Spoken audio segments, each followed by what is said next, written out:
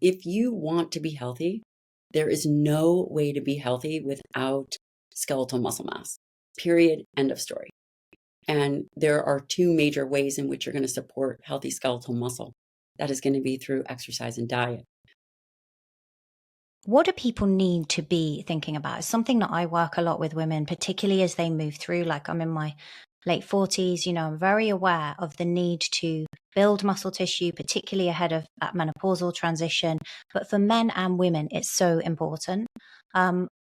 You lay it out so simply in the book. Everyone can get started. That's the first thing I want to say, in terms of nutrition plan, in terms of how to start exercising.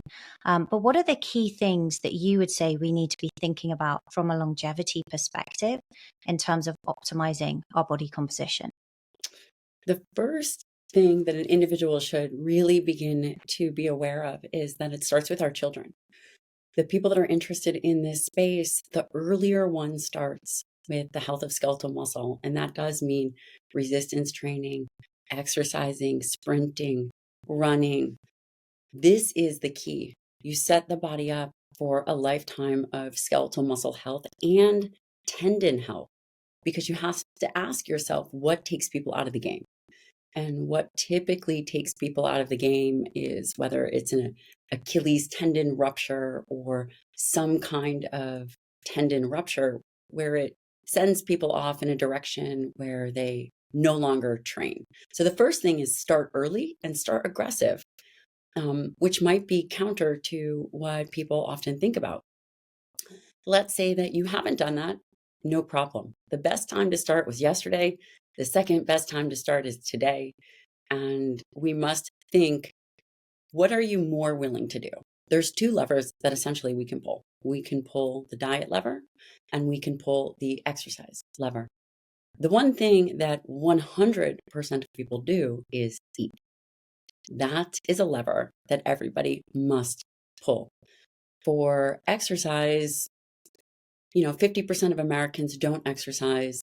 Between 24 and close to 50% of older individuals also don't exercise. Wow. And I know 24 might seem a little low, but the reality is typically 50% are exercising and 50% are not, which that's pretty abysmal. So the question becomes, is it going to be nutrition or is it going to be the focus on muscle health first? And I say nutrition, not because it is the most impactful, because a good training session will really change the whole body homeostasis, the body as a unit, muscle as this endocrine organ. But diet is something everybody can do. And when we talk about that, I think in the book it's very easy, as I say, it's very easily laid out in terms of how much protein people should be eating. I think you mentioned 1 gram per pound of target body weight. Carbohydrates, I was calculating mine on the back of your recommendations here, are if you're metabolically healthy, then you would match your protein and your carbs, and Yes. and then the rest would be made up with fats. That is such an easy thing for people to do, right? Yeah. And then of course you can increase carbohydrate load by earning your carbohydrates. The recommendation for protein, really in the literature, it talks about 1.2 to 1.6 grams per kg. And the current RDA, the recommended dietary allowance, is set at 0.8, which is really low. It comes out to, let's say a woman is 115 pounds. That number, if you multiplied it by 0.8, is around 45 grams of protein. That's the minimum to prevent deficiencies. And we haven't updated those recommendations in decades.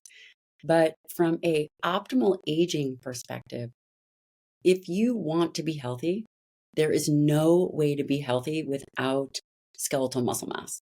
Period. End of story. And there are two major ways in which you're going to support healthy skeletal muscle. That is going to be through exercise and diet. The body requires dietary protein to rebuild and repair skeletal muscle as well as all tissues in the body. And when you shoot for 1 gram per pound ideal body weight, that would be, so if I'm 110 pounds and that's my ideal body weight, then easily eating 110 grams of protein will certainly be sufficient. And optimal without any negative side effects. So the 24-hour protein intake, the amount of protein that you consume, again, of course, you could go lower, but there is no issue with that number. And is there an issue with going higher? I know many No. people worry about it. No. No, Okay. and there's some interesting work out of Jose Antonio's lab. I believe he's in Florida, and he did some protein overfeeding studies that went above 3.3 grams per kg or upwards of 3 grams per kg with no deleterious effects. If an individual is healthy, there is no challenge with additional dietary protein. The only reason one person wouldn't do it is because you have to think about what about your fiber and phytonutrients and essential fats, etc. But there is no deleterious effect from increasing dietary protein. So it kind of debunks the whole myths around any kidney problems that people talk about and worry about.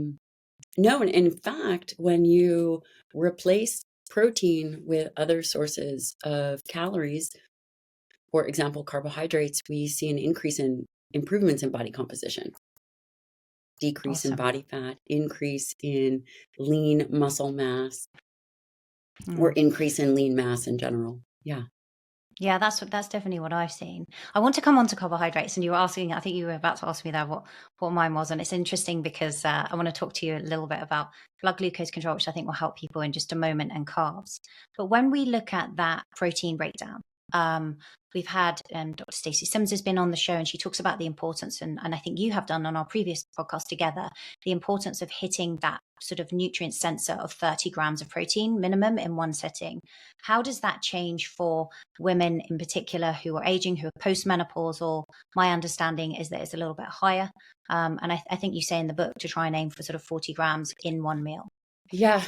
So the menopausal data is the perimenopausal and menopausal data. From my perspective, they're still collecting evidence on this from a few areas. I think number one, if you are perimenopause and an elite athlete, perhaps targeting your training with cycles and your nutrition with cycles makes sense.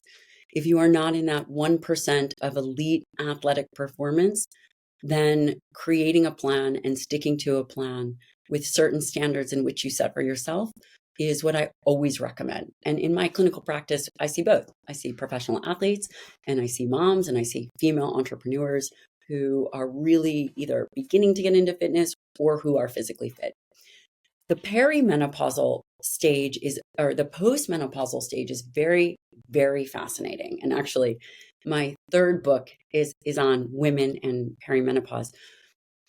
This is the time when individuals' body composition changes dramatically if they are not training in a way that supports skeletal muscle mass. There is a redistribution of body fat. They begin to hold central fat, visceral fat around their belly and their organs, and the fat from their hips, again, redistributes. This, by the way, is not inevitable, but at the same time, this is really the beginning of obesogenic sarcopenia or sarcopenic obesity, where there is a drastic loss in skeletal muscle and an increase in body fat gain.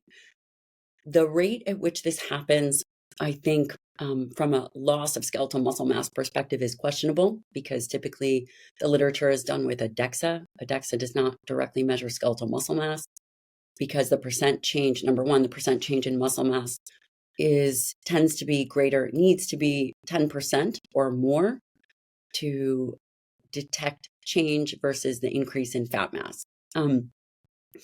It is not inevitable. And there's three major ways to counterbalance this.